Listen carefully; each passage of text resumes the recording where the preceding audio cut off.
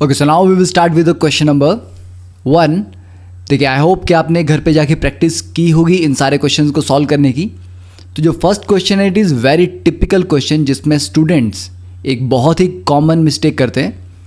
तो osmotic pressure या osmosis में हमने पढ़ा है कि जो फ्लो है that is always from low concentration to high concentration. ठीक है, ये चीज़ हम पढ़ते हैं। तो इसके अकॉर्डिंग जनरली बच्चे क्या आंसर देते हैं कि लेफ़्ट में क्योंकि कंसंट्रेशन लो है 0.01 है, राइट साइड में कंसंट्रेशन हाई है क्योंकि 0.1 है, तो उन्हें लगता है कि लेफ़्ट से राइट की तरफ फ्लो होगा, तो ये होगी फ्लो की डायरेक्शन। और क्योंकि अमोनिया और कॉपर जब मिलेंगे, देखिए ये जो कॉम्प्लेक्स है यहाँ पर, ये तब बनेगा जब कॉपर 2 पॉजिटिव 4 अमोनिया के साथ कंबाइन करेगा, इट्स अ कॉम्प्लेक्स कंपाउंड, तभी आपका ये कंपाउंड बन सकता है। तो कॉपर राइट साइड में प्रेजेंट है, अमोनिया अगर आप सोच रहे हैं कि लेफ्ट साइड से आएगा और इस कंपार्टमेंट में जाके इस कॉम्प्लेक्स की फॉर्मेशन होगी, तो then it is a wrong answer. This is not formed at all. ये कॉम्प्लेक्स बनता ही नहीं है। क्यों नहीं बनता है? क्योंकि हम ये भूल जाते हैं ऑस्मोसिस में जो फ्लो करता है that is solvent flows. Okay, तो लेफ्ट कंपार्टमेंट में जो वाटर मॉलिक्यूल्स होंगे वो लेफ्ट कंपार्टमेंट से राइट कंपार्टमेंट में जाएंगे। अमोनिया नहीं जा रहा है, ना ही अमोनिया जा रहा है, ना ही कॉपर 2 पॉजिटिव जा रहा है, ना ही सल्फेट आयंस जा रहे हैं। तो ये आपको यहाँ पर ध्यान रखना है कि जो सॉल्यूट के पार्टिकल्स हैं वो इसमें मूव नहीं करते, सिर्फ सॉल्वेंट मूव करता है। इसीलिए जब सॉल्यूट लेफ्ट से राइट या राइट से लेफ्ट नहीं जाएगा तो आपस में वो कंबाइन नहीं करेंगे और ये कॉम्प्लेक्स भी नहीं बनेगा। तो it's a very important question. Okay, so this complex will not be formed anywhere, neither in the left side nor in the right side compartment. अब देखिए, next is calculate the osmotic pressure of 0.1 molar urea solution at 300 kelvin. तो आपको पता है directly यहाँ पर पाई के लिए क्या फॉर्मूला हम यूज़ करते हैं। पाई का फॉर्मूला होता है CRT, जहाँ पर C क्या है? Concentration, R is the gas constant, T is temperature. तो कंसंट्रेशन यहाँ पर आपको 0.1 दी गई है। और क्योंकि यूरिया एक नॉन इलेक्ट्रोलाइट सॉल्यूट है, नॉन इलेक्ट्रोलिटिक, इसका मतलब ये डिकम्पोज नहीं करेगा। डिकम्पोज नहीं करेगा तो अगर आप इसमें वैन हॉफ फैक्टर I भी यूज़ करते हैं, ICRT, तो I की वैल्यू भी कितनी होगी? 1 रहेगी। इसीलिए यहाँ पर मैंने I को मेंशन नहीं किया था। तो I भी 1 ले लेते हैं। कंसंट्रेशन आपकी 0.1 यहाँ पर दी गई है। R की वैल्यू 0.0821 ले सकते हैं हम, ठीक है, इनटू टेम्परेचर इज़ 300 केल्विन। तो ये जब सॉल्व करके आएगा ये आएगा 2.46। अब ये यूनिट्स इसके क्या होंगे? देखिए, R के यूनिट्स क्या होते हैं? R की वैल्यू होती है 0.0821 लीटर ATM पर मोल पर केल्विन। तो 300 केल्विन जो टेम्परेचर है उसके केल्विन से ये पर केल्विन कैंसिल होगा। ओके, मोलैरिटी जो है यहाँ पर कंसंट्रेशन, मोलैरिटी के साथ क्या होगा? यहाँ पर देखिए लीटर पर मोल है और मोलैरिटी मोल पर लीटर होती है, तो लीटर पर मोल उसके साथ कैंसिल होगा, बचेगा सिर्फ ATM। तो आपके पास जो आंसर आएगा पाई वो 2.46 एटमॉस्फेयर आएगा। ओके, तो ये ध्यान रखना है आपको। अब देखिए, नेक्स्ट क्वेश्चन इज के if 10 gram of an unknown substance is dissolved to make 500 ml of solution, then osmotic pressure, OP is osmotic pressure, at 300 Kelvin is observed to be 1.23 atmosphere. Find the molecular weight of unknown substance. तो देखिए यहाँ पे हमें volume दिया गया है, 10 gram of unknown substance दिया गया है, तो 10 ग्राम से हम जनरली क्या निकालना चाहते हैं? Number of moles. तो 10 ग्राम divided by molecular weight, but वही मॉलिक्यूलर वेट यहाँ पर अननोन टर्म है। तो pi is equal to CRT का हम डायरेक्टली यहाँ पर फॉर्मूला यूज़ कर सकते हैं। तो देखिए pi is equal to CRT, और कंसंट्रेशन क्या होती है, number of moles upon volume into RT। तो पाई की वैल्यू कितनी दी गई है आपको, 1.23। देखिए नंबर ऑफ मोल्स को भी अगर आपको फर्दर ब्रेक डाउन करना है तो नंबर ऑफ मोल्स कैसे निकालते हैं, नंबर ऑफ मोल्स होते हैं given weight upon molecular weight. तो उसको आप ऐसे लिख सकते हैं, तो गिवन वेट कितना है सॉल्यूट का 10 ग्राम, तो 10 divide by molecular mass m into volume, volume कितना है यहाँ पर आपके पास 500 ml। तो ये ध्यान रखना है कि जब भी आप कंसंट्रेशन कैलकुलेट करते हैं it is always calculated in moles per litre. तो वॉल्यूम को लीटर्स में लेंगे तो ये 0.5 लीटर्स आ जाएगा 500 ml का। और R की वैल्यू आप कितनी यूज़ करेंगे, 0.0821 इंटू टेम्परेचर इज 300 केल्विन। तो यहाँ से डायरेक्टली आपके पास मॉलिक्यूलर वेट जो है वो आ जाएगा अप्रॉक्सीमेटली 400 ग्राम। तो क्या ये करेक्ट है, नहीं। मॉलिक्यूलर वेट जब भी आप लिखते हैं it is always written as gram per mole, के मतलब 400 ग्राम एक मोल का मास है, तो it is always written as gram per mole. Okay, अब देखिए next question, if 6 gram of urea, 18 gram of glucose and 34.2 gram of sucrose is dissolved to make 500 ml of solution at 300 Kelvin, calculate the osmotic pressure। तो यहाँ पर आपने देखा ही होगा कि जो वैल्यूज़ आपको दी गई 6, 18 और 34.2 ये इनके मॉलिक्यूलर वेट से रिलेटेड हैं।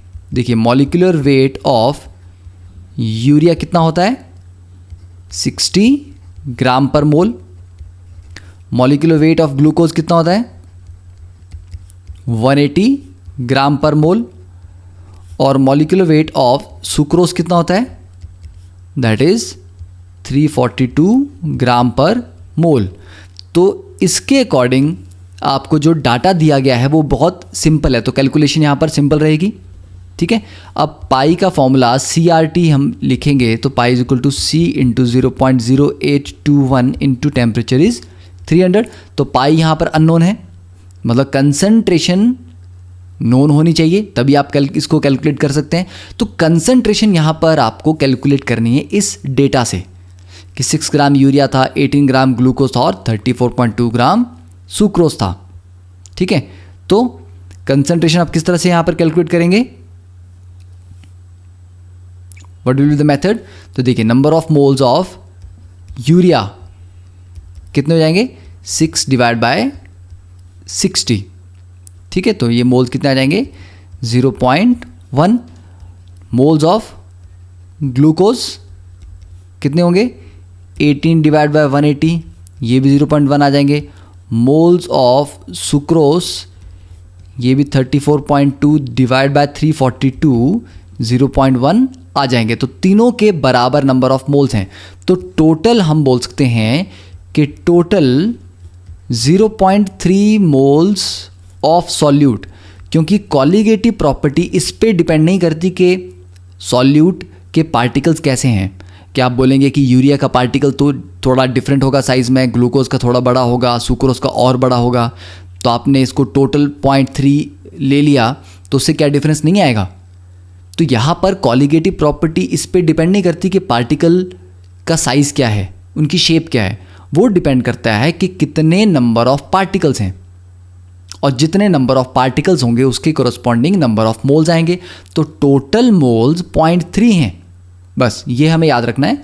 और total 0.3 moles of solute in कितने लीटर वॉल्यूम में 0.5 लीटर सॉल्यूशन बनाते हैं। तो कंसंट्रेशन कितनी आ जाएगी, number of moles divide by volume that is 0.5।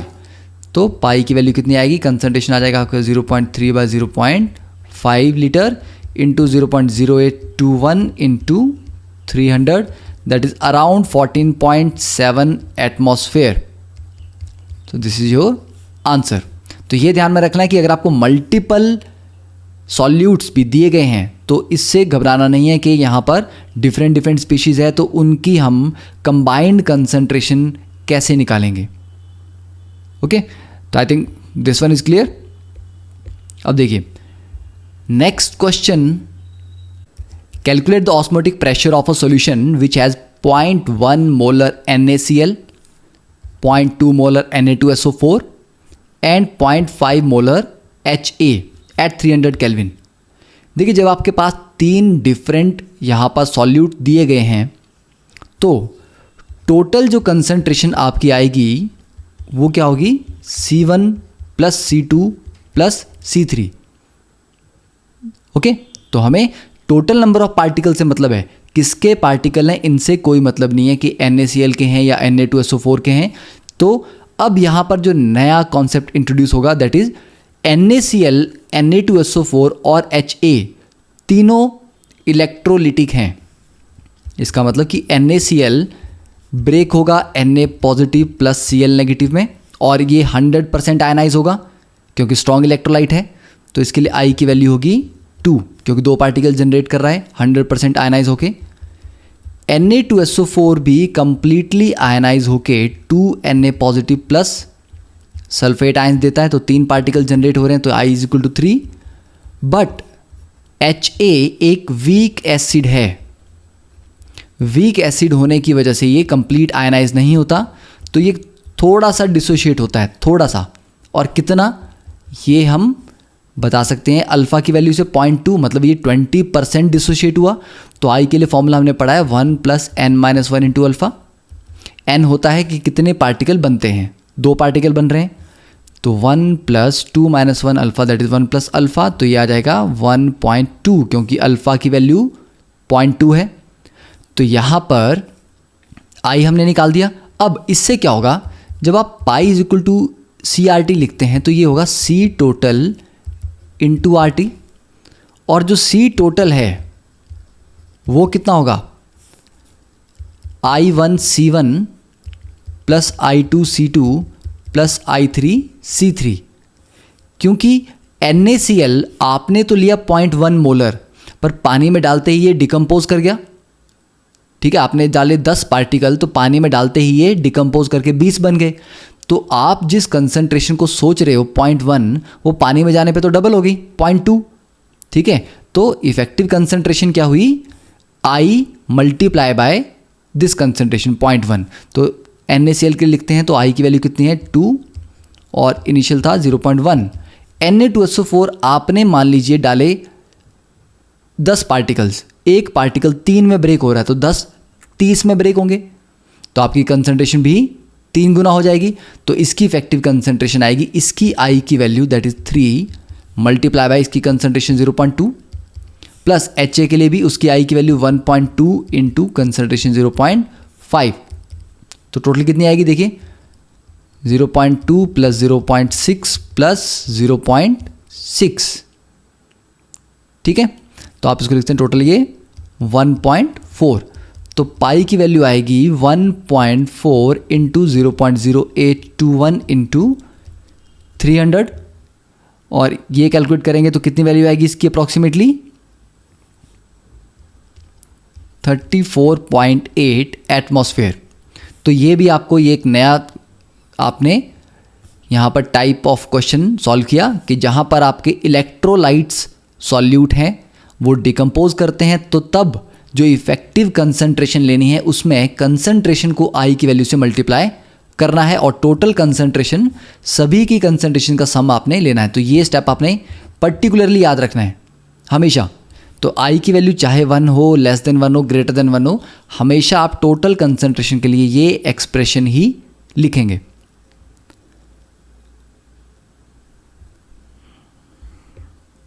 अब देखिए next question, if 6 gram of acetic acid is dissolved in benzene to make 1 liter solution at 300 Kelvin at osmotic pressure is found to be 1.64 atmosphere, तो calculate करिए what is the degree of association. देखिए यहाँ पर लिखा गया है कि acetic acid benzene में जाके डाइमराइज हो जाता है, मतलब 2 एसिटिक एसिड के मॉलिक्यूल बेंजीन में जाके क्या होंगे, डाइमराइज हो जाएंगे। ये एक स्ट्रक्चर बनेगा, इसको आप बोलेंगे डाइमर। ठीक है, तो 2 से 1 हो रहा है, तो इसके लिए I की वैल्यू क्या होती है हाफ, क्योंकि दो मॉलिक्यूल एक में कन्वर्ट हो रहे हैं, तो एक कितने में होगा, हाफ में, तो आई की वैल्यू होगी हाफ। ठीक है, पर क्या ये करेक्ट है, नहीं, ये करेक्ट नहीं है, क्योंकि यहां पर इन्होंने ये नहीं लिखा कि डाइमराइजेशन 100% हो रही है, डिग्री ऑफ एसोसिएशन पूछा गया है, मतलब 100% नहीं हो रहा है, तो इसके लिए आई की वैल्यू कितनी आ जाएगी, 1 + n-1 इंटू अल्फा, और यहां पर अल्फा अब क्या होगा, डिग्री ऑफ एसोसिएशन। ठीक है, तो ये याद रखना है। और n की वैल्यू कितनी होगी, हाँ, n की वैल्यू को आप लिख सकते हैं कि दो मॉलिक्यूल से एक मॉलिक्यूल बन रहा है, एक से हाफ बनेगा, तो n की वैल्यू हाफ है। ठीक है, i की वैल्यू हाफ नहीं होगी, n की वैल्यू हाफ है। तो अब देखते हैं यहाँ पर डायरेक्टली अगर हम फॉर्मूला यूज़ करेंगे तो pi is equal to CRT। तो देखिए पाई आपको दिया गया 1.64, कंसंट्रेशन के लिए क्या हो जाएगा, number of moles that is 6 gram divide by acetic acid का मॉलिक्यूलर वेट कितना होता है, दैट इज 60। ठीक है, तो एसिटिक एसिड और यूरिया दोनों का मॉलिक्यूलर मास 60 होता है, तो 6 डिवाइड बाय 60 आगे number of moles divide volume, जो ऑटोमेटिकली 1 लीटर दिया गया है, इंटू आर ए 0.0821 इंटू 300। तो यहां पर कुछ मिस किया हमने, यस, ये कंसंट्रेशन नहीं है, क्योंकि इफेक्टिव कंसंट्रेशन में आई भी मल्टीप्लाई होगा, तो यहां पर आप आई से भी इसको मल्टीप्लाई करेंगे, और आई कितनी वैल्यू आएगी इसकी, 1 प्लस, देखिए 1/2 - 1 दैट इज -1/2 इंटू अल्फा, तो 6/60 आ जाएगा 0.1।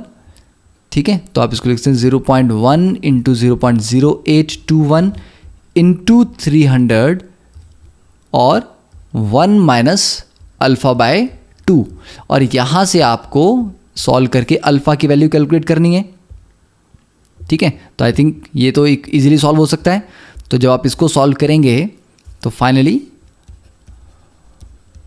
After calculating alpha is equal to 2/3, ठीक है, दैट इज क्या है ये value, it is the degree of association, कि 2/3 उसका एसोसिएट करता है। मतलब अगर आपने 3 मॉलिक्यूल एसिटिक एसिड के डाले हैं तो 2 डाइमराइजेशन में पार्टिसिपेट करेंगे, 1 नहीं करेगा। ठीक है, 2/3 मतलब अगर आप 60 ले रहे हैं, 60 एसिटिक एसिड मॉलिक्यूल्स अगर आपने लिए तो इसमें से 40 पार्टिसिपेट इन डाइमराइजेशन। ठीक है, तो वो हो गया उनका डिग्री ऑफ एसोसिएशन कि कितने एसोसिएट करके 2/3 टोटल का, तो 60 का 2/3 हो गया 40, बाकी 20 पार्टिसिपेट नहीं किए। Okay, so that is. अब देखिए नेक्स्ट क्वेश्चन, यहां पर भी हमारे पास 2 इलेक्ट्रोलिटिक सॉल्यूट्स हैं, बेरियम क्लोराइड और Na2SO4। अब इनके बीच में इस क्वेश्चन की जो स्पेशलिटी है वो है कि जब आप BaCl2 और Na2SO4 को मिक्स करते हैं तो क्या उनके बीच में रिएक्शन होता है। अब तक हमने इस तरह का रिएक्शन, अब तक इस तरह का क्वेश्चन नहीं हमने किया, बट आपको ये भी देखना है कि जिन सॉल्यूट्स को आप मिक्स कर रहे हैं क्या उनके बीच में कोई रिएक्शन तो नहीं हो रहा। ठीक है, तो देखते हैं कि क्या कुछ रिएक्शन हो सकता है। तो बेरियम क्लोराइड प्लस Na2SO4, ये आपने बेसिक क्लासेस में 10th में आई गेस पढ़ा होगा, तो ये बनाता है बेरियम सल्फेट प्लस 2 NaCl, और बेरियम सल्फेट पानी में डिसॉल्व नहीं होता, ये प्रेसिपिटेट बनाता है। किस कलर का, वाइट कलर का प्रेसिपिटेट ये बनाएगा। ओके, तो ये इक्वेशन है, मतलब जब आप इन दोनों को मिक्स करेंगे बेरियम क्लोराइड और Na2SO4 को, तो आपको ये स्पीशीज मिलेंगी, और बेरियम सल्फेट प्रेसिपिटेट है, मतलब ये डिसॉल्व नहीं होगा। ठीक है, डजंट डिसॉल्व। तो जो चीज़ डिसॉल्व ही नहीं होगी वो एज अ सॉल्यूट काउंट नहीं किया जा सकता, मतलब बेरियम सल्फेट कॉलिगेटिव प्रॉपर्टीज को अफेक्ट नहीं करता। तो आप लिखेंगे it doesn't affect colligative properties. तो कौन अफेक्ट करेगा कॉलिगेटिव प्रॉपर्टीज को, सिर्फ NaCl। ठीक है, इतना क्लियर है। अब देखिए यहाँ पर NaCl बनेगा कितना, ये बहुत इंपॉर्टेंट है कि क्या बेरियम क्लोराइड और Na2SO4 कंप्लीटली आपस में रिएक्ट कर गए थे। तो देखते हैं, देखिए मिलीमोल्स कितने हैं, तो बेरियम क्लोराइड की कंसंट्रेशन है 0.2, कंसंट्रेशन को मल्टीप्लाई करते हैं वॉल्यूम से तो आते हैं मिलीमोल्स, क्योंकि वॉल्यूम मिलीलीटर में दी गई है। तो मिलीमोल्स ऑफ बेरियम क्लोराइड आ जाएंगे 0.04, सॉरी ये आ जाएंगे मोल्स, ठीक है। अगर आप मिलीमोल्स में सॉल्व करेंगे तो 200 इंटू 0.2 कितने आ जाएंगे 40, ठीक है। तो यहाँ पर 40 मिलीमोल्स बेरियम क्लोराइड के आ गए आपके पास और 50 मिलीमोल्स Na2SO4 के आ गए, क्योंकि 500 इंटू 0.1, तो ये आगे मिलीमोल्स। अब क्योंकि ये बराबर प्रोपोर्शन नहीं दिए गए हैं, एक बेरियम क्लोराइड एक Na2SO4 से कंबाइन करता है, तो जब 40 के सारे कंज्यूम हो जाएंगे, ज़ीरो हो जाएंगे, तो Na2SO4 50 में से तो 40 ही कंज्यूम होंगे, 10 फिर भी बचे रहेंगे। बेरियम सल्फेट के कितने मिलीमोल्स बचेंगे, मतलब बनेंगे 40। NaCl के कितने बनेंगे, देखिए NaCl डबल बनता है, एक BaCl2 2 NaCl बना रहा है, तो जब इसके 40 कंज्यूम होंगे तो NaCl के बनेंगे 80 मिलीमोल्स, ठीक है। अब आपको देखना है फाइनली द पार्टिकल्स और आयंस प्रेजेंट इन सॉल्यूशन, ठीक है। सॉल्यूशन में फाइनली क्या क्या प्रेजेंट होगा, देखिए बेरियम क्लोराइड तो पूरा कंज्यूम हो गया, ठीक है। बेरियम सल्फेट अफेक्ट नहीं करेगा क्योंकि वो प्रेसिपिटेट बन गया, तो मतलब ना बेरियम 2 पॉजिटिव आपको मिले, सल्फेट जो बेरियम के साथ चले गए वो भी आपको नहीं मिले, पर क्योंकि 10 मिलीमोल्स Na2SO4 बचा था इसीलिए आपको क्या मिलेगा 10 मिलीमोल्स Na2SO4 और साथ में क्या मिला आपको, उसके बाद आपको मिले 80 मिलीमोल्स ऑफ NaCl। अब ये जो 10 मिलीमोल्स आपने Na2SO4 के लिए हैं, ये किस में टूटेंगे आगे, 2Na positive plus SO4 2 negative, तो एक पार्टिकल 3 में टूटता है, तो 10 मिलीमोल से कितने बनेंगे टोटल 30 मिलीमोल्स, ठीक है। वैसे 80 मिलीमोल्स NaCl के किस में टूटेंगे, Na positive plus Cl negative में, तो ये टोटल कितना आ जाएगा 160 मिलीमोल्स। तो यहां पर अगर हम लिखेंगे कि टोटल मिलीमोल्स कितने बने, total millimoles in final solution, तो NaCl से टोटल बने आपको 160 और Na2SO4 से टोटल मिले 30, तो आप लिखेंगे 160 प्लस 30 दैट इज 190 मिलीमोल्स। अब अप्लाई करें simple pi is equal to CRT, तो कंसंट्रेशन क्या होता है moles upon volume in litres, अगर मिलीमोल्स लेंगे तो वॉल्यूम भी मिलीलीटर में लेनी पड़ेगी, तो देखिए वॉल्यूम कितनी दी गई है, एक 500 और एक 200 मिला के हो गया 700 ml, इंटू आर की value 0.0821 into temperature is that is कितना है, ओके टेम्परेचर यहाँ पर मेंशन नहीं किया गया, तो टेम्परेचर को हम बाय डिफ़ॉल्ट ले लेते हैं। अभी तो हम 300 लेके सॉल्व कर रहे हैं, तो 300 हम ले लेते हैं टेम्परेचर को, ओके। तो इसको सॉल्व करने का आंसर आएगा 6.68 एटमॉस्फेयर, तो that is your osmotic pressure of this mixture. तो क्या करना था आपको यहाँ पे, आपको ये देखना है सबसे पहले कि जो भी आपके पास रिएक्टेंट दिए गए हैं या सॉल्यूट पार्टिकल्स हैं, क्या वो आपस में रिएक्ट कर रहे हैं, अगर कर रहे हैं तो क्या वो कंप्लीटली कंज्यूम हो रहे हैं रिएक्शन में या नहीं। जैसे कि यहाँ पर कंप्लीटली कंज्यूम नहीं हुए, Na2SO4 बच गया, ठीक है। तो ये स्टोइकियोमेट्री को भी आपके टेस्ट करेगा। तो इस तरह का क्वेश्चन अगर एग्जामिनर डालता है तो आपके 2 टॉपिक उससे टेस्ट होते हैं, एक आपका स्टोइकियोमेट्री मोल कॉन्सेप्ट और सॉल्यूशन एंड कॉलिगेटिव प्रॉपर्टीज़। और जब तक आपका मोल कंसेप्ट इसमें क्लियर नहीं है तब तक आप फाइनल जो पाई का फॉर्मूला है उसको सॉल्व नहीं कर सकते। तो आपको अगर सॉल्यूशन चैप्टर कितना भी अच्छे से आता हो, अगर आप यहाँ पर नंबर ऑफ मिलीमोल्स कैलकुलेट नहीं कर पा रहे हैं तो आप 0 स्कोर करेंगे। तो ये बहुत इंपॉर्टेंट है कि बहुत सारे फिजिकल केमिस्ट्री के चैप्टर्स या ऑर्गेनिक के, इनऑर्गेनिक के, सारे आपस में रिलेटेड होते हैं and you have to know the basics of each and every topic. So I think that is sufficient for this lecture. So now the lecture or this solution and colligative properties chapter is officially complete. अब आप NCERT के questions completely इसमें solve कर सकते हैं। पुराने JEE, Advanced, Screening, Mains उनके questions को try कर सकते हैं। Okay, and you can do your assignments. Okay, thank you. Have a nice day.